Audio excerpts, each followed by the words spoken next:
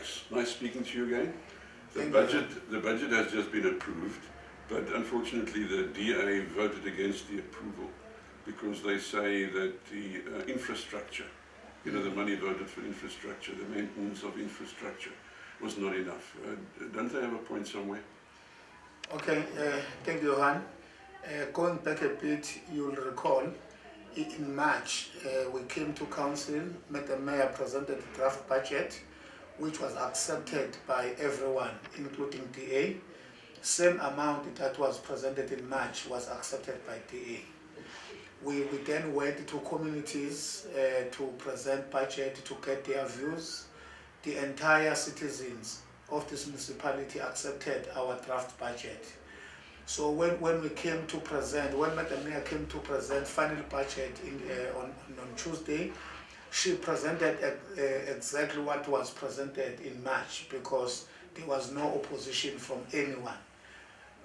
While we agreed that in terms of the requirement, we should make provision of a minimum of 8% of the total asset value. Our asset value is more than $1 billion. Okay. Now 8% should be more than 80 million for our budget. So we didn't then provide for that 8%.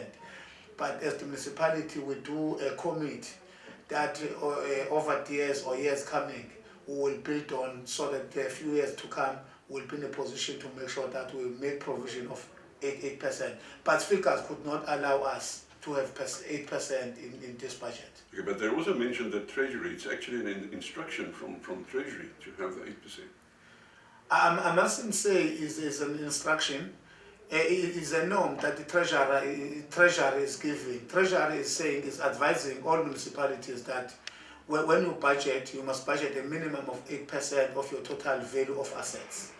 But it's not something that you can force it even if you can't afford to do it. But I must say, as the municipality, we are committed to make sure that it happens. But let me tell you what is the issue here. We were serving a municipality which is divided to two. We have areas which did not have infrastructure at all. We have areas which had infrastructure. Now you must create a balance.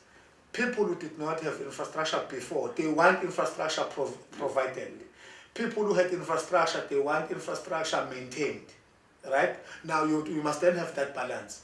So while we didn't have 8%, but we will make sure that there is money for maintenance, and we have a fully functional team, a section for facility maintenance. So it's something that we are committed to do. But we are committed as well to make sure that where there was no infrastructure, we provide that infrastructure. So it's a balancing act. No, sure it is. But Max, but what is also surely true is tourism is the mainstay of this area.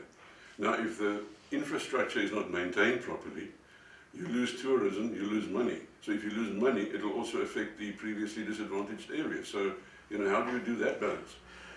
The assurance that I must give everyone, one, while we didn't budget for 8%, but we prioritize our beach infrastructure because our tourists will go to our beaches because we're a prime tourist destination. We will prioritize that.